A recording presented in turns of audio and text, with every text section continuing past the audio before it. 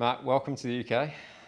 So glad to be here. Welcome to C2C. How excited are you to be taking part in this weekend? I'm so excited, man. We were just talking earlier. It's getting to play music, make new friends, new fans, man. See the world.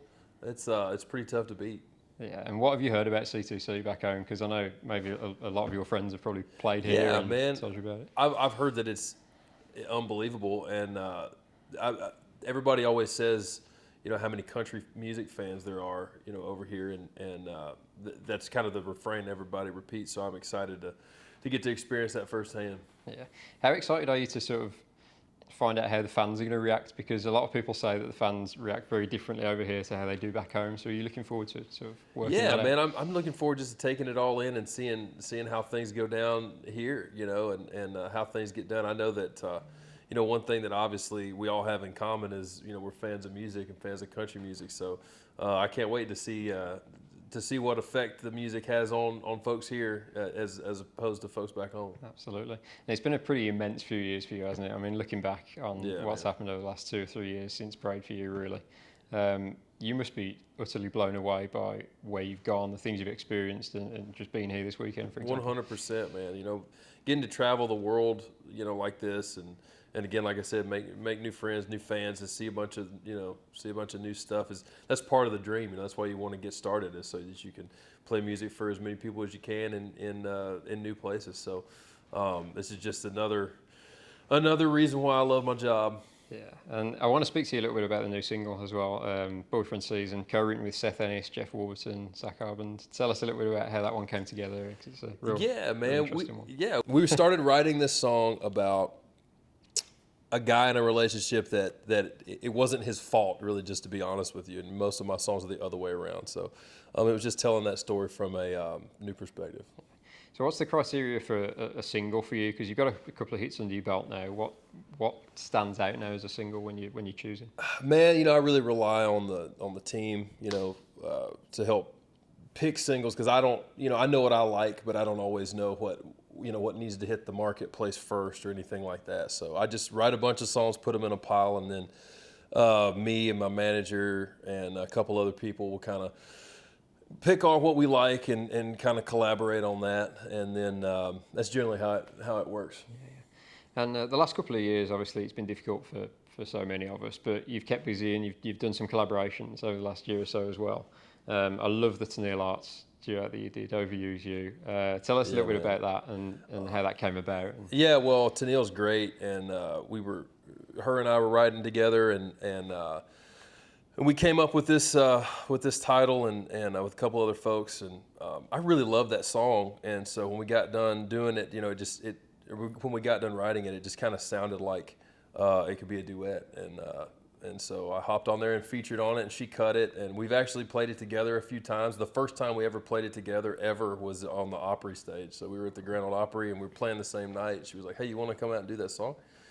And I was like, "Sure." So we did, and man, we've had fun playing it, and I like hearing her version of it too. Yeah, you're gonna get to hang out with Tenille this weekend because she's over here as well. Yeah, I hope so. We've made plans to hopefully cross paths a little bit.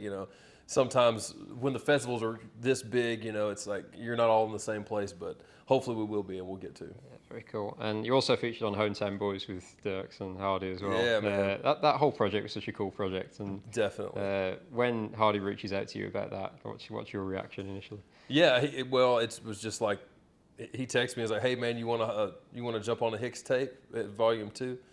And I was like, "Hell yeah!" And so that was pretty much it. He sent me the song, and I was like, "Oh man, that's cool." And then that was kind of back when things were getting back to normal a little bit, and so our schedules were getting busy, and so we all kind of had to hop in the studio and cut our parts in kind of different spots. And then a month goes by, and I get the mix back of it, and it sounded great, and it's a fun song. I think we're actually going to put it in our live set, maybe not for C2C, but when we get back touring this year, because it's such a fun song. Yeah. And in terms of songwriting as well, you had a song cut by Cody Johnson as well, Longer Than She Did.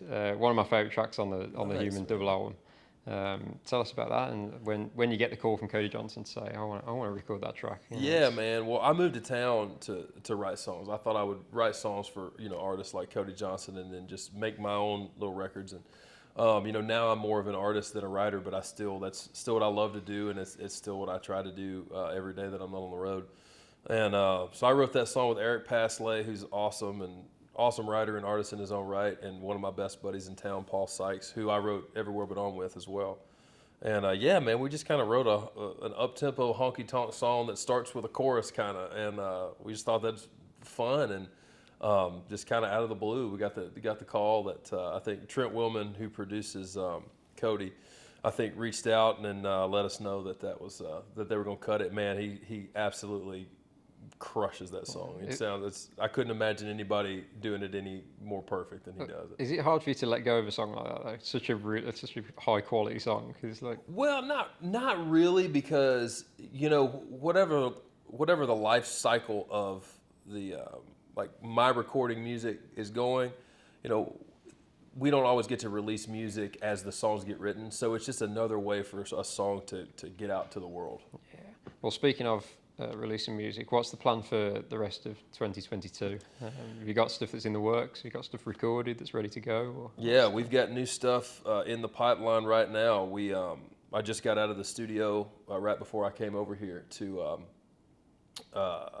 got all the singing done and got everything tracked, so I expect to have some mixes back, so we'll have some new music out very soon. Good stuff. And just finally, Matt, what's the plan for the UK moving forward? Because a lot of people use C2C as a platform for further success here, so what would you like to do? Man, I mean, just to keep playing music for new fans in new places, man. We're so excited to be over here, and if I've only been here for a couple hours, but if that's any indication, we're gonna have a great time, and I want to see all of the countryside. So we look forward to hitting the road out here as well. Nice one. Well, Matt, thanks for doing this, man. Appreciate your time, and enjoy the weekend. Awesome, man. Appreciate it.